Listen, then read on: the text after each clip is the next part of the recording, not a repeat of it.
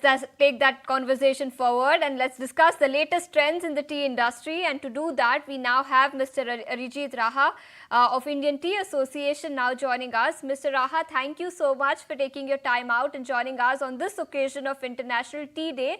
But first up, tell us what is brewing in the tea industry, both in the domestic and in the global market, and how is the landscape for tea industry shaping up? Greetings from the Indian Tea Association. Let me begin by touching on the International Tea Day. This is a very special day for us. Thanks to the efforts of the Government of India, this day has been earmarked in the global calendar by the United Nations to be celebrated the International Tea Day across the world. The theme this year is Tea for Better Lives. And when you talk about tea for better lives, two issues come to the fore. One, that tea is a drink that is healthy. It has been declared healthy by the FDA, and this is an occasion to extol the virtues of tea drinking.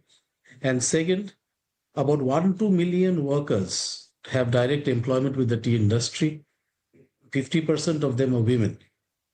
And when we talk about better lives for these people, we are talking about improving the quality of lives of these people who depend on this industry.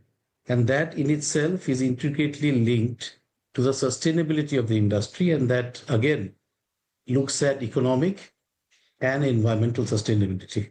The Government of India has this year added a new dimension to the FAO theme that I just spoke about. It talks about an Atmanirbhar tea industry marching towards Viksit Bharat. The landscape as it emerges, I think 2025, we have begun with a production which is higher up to March, April, about 12%, 12.3% higher than 2024. However, in the month of April, we are noticing towards the end, due to drought conditions prevailing in certain pockets of Assam and West Bengal, the crop is likely to be down. Okay, so that's as far as production is concerned. But Mr. Raha, let's now shift focus to exports from India. And also because India has now become the second or third largest tea exporter in the world, which are the key export markets for Indian tea and any new buyers which have recently been added to this particular list of exports of Indian tea to the world?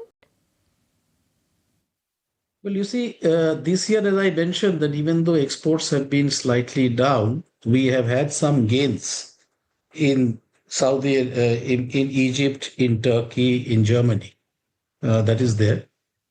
Generally speaking, to put it in perspective, we account in the 21 countries account for about 87% of the exports from India.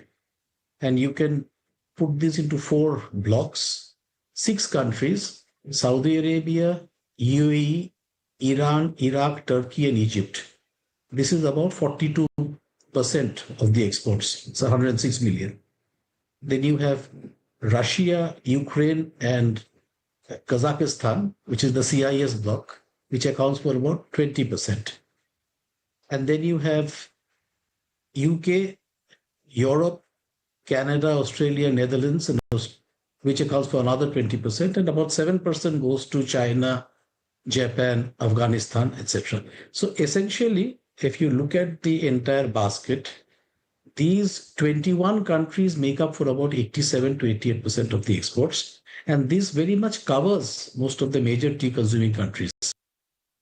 So 21 countries contribute about 87% of India's tea exports. But Mr. Raha, tell us which Indian tea varieties are witnessing highest demand. Is it black tea or the traditional Assam tea or the Darjeeling tea?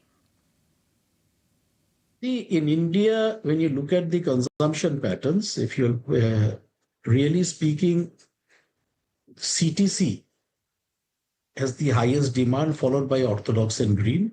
We are noticing a transformative shift that is happening, especially with the younger generation in urban India, towards value-added teas and tea infusions, iced teas, which are very highly, which are in demand, and this demand appears to be picking up.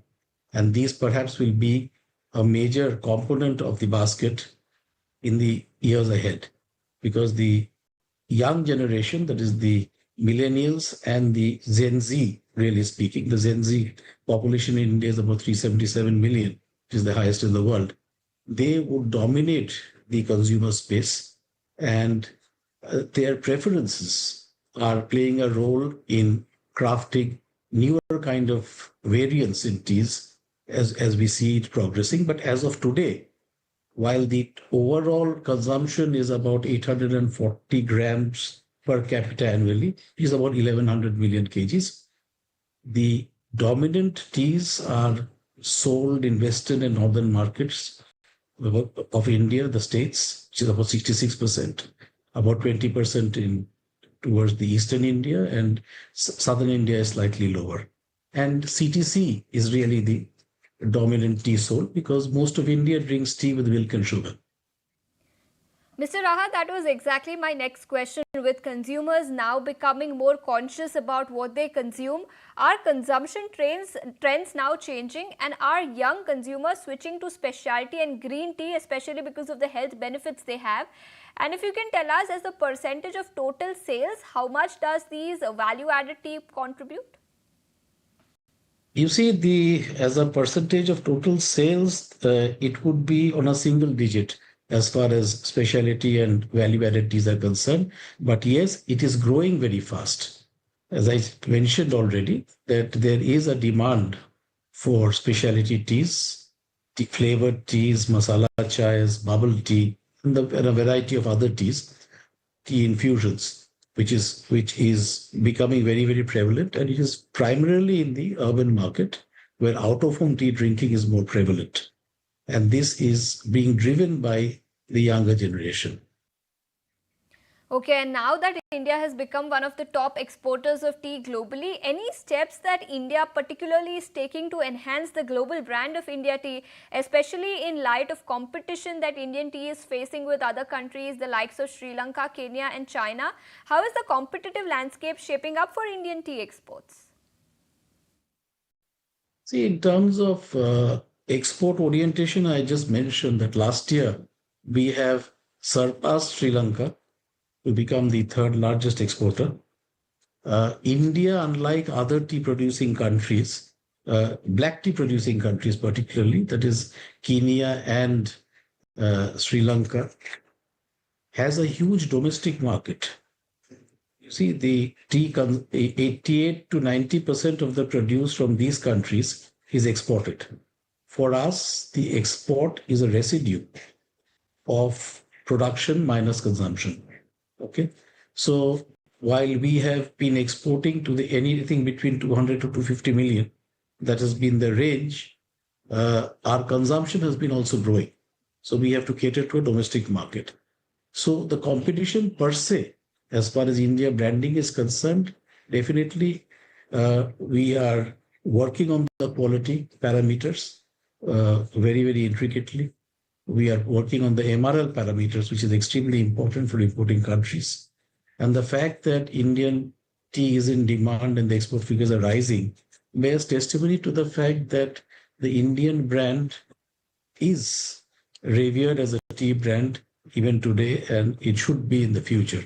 But we need to specifically do a few events, promotion events, which are being planned by the Ministry of Commerce and the industry in specific markets. And these markets are, as I mentioned to you, the main markets of Saudi Arabia, Turkey, Iran, Iraq, these markets, and a few in the USA, Canada, etc.